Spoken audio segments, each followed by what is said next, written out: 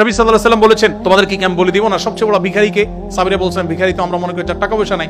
নবী বলেছেন, না, টাকা পয়সা আজকে নাই কালকে আসবে, এটা চূড়ান্ত ভিখারি না। চূড়ান্ত ভিখারি হলো যে নামাজ পড়েছে, রোজা রেখেছে, দাড়ি রেখেছে, টুপি রেখেছে, ওয়াজ করেছে, ওয়াজ শুনেছে, কোরআন তেলাওয়াত করেছে, হজ উমরা করেছে, দান সাদাকা করেছে, মানুষের সেবা করেছে, বাট কোন মানুষের অধিকার নষ্ট করেছে।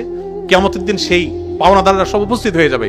সেদিন তো আর মানুষ ক্যাশ টাকা নিবে না, তার আমল বিনিময় হিসাবে নিতে নিতে নিঃস্ব হয়ে সে জাহান্নামে নিক্ষিপ্ত হবে। ছোটবেলায় চুরি করেছি, মানুষের নানাভাবে ক্ষতি করেছি, এখন ওই মানুষ আর পাই না, তার জন্য তওবা করেছি, যাদের হক নষ্ট করেছি তাদের জন্য কি করব?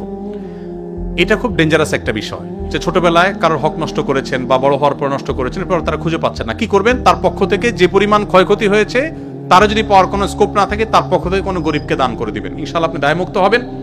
তবে যদি কারোর সম্মানহানি করেন, ফিজিক্যালি কাউকে অ্যাটাক করে থাকেন, আপনারা ছাত্র মানুষ, রক্ত গরম থাকে, জেনজি প্রজন্মের মানুষ, রিকশাওয়ালার সাথে চুন থেকে নুন করছে, দিছেন কষায় একটা, মাস্তানি করে বসলেন, বেচারা অপরাধটা ছিল 100 ওজনের, আপনার শাস্তি হয়েছে 200 ওজনের। কিয়ামতের দিন এই লোক দাঁড়ায় যাবে আল্লাহর কাছে, আপনাকে আসামি হিসাবে দাঁড় করানো হবে, আপনার বিচার হবে। দুনিয়াতে এই লোককে আপনি আর হয়তো কোনোদিন খুঁজে পাবেন না। এটা খুব ডেঞ্জারাস। এই জন্য ভাইরা, তারুণ্যের এই চঞ্চলতা যেন আপনাকে অপরাধ, বিশেষ করে মানুষের প্রতি অন্যায় করতে কখনো প্ররোচিত না করে। আপনি নেকামল করতে পারেন আর না পারেন, আপনি ওয়াজ শুনতে পারেন আর না পারেন, আপনি জিকির আজকার করতে পারেন আর না পারেন, নফল নামাজ পড়তে পারেন আর না পারেন, দান সাদাকা করতে পারেন আর না পারেন, হজ উমরা করতে পারেন আর না পারেন, আল্লাহর হস্তে কোনো মানুষের অধিকার নষ্ট বা খর্ব করবেন না।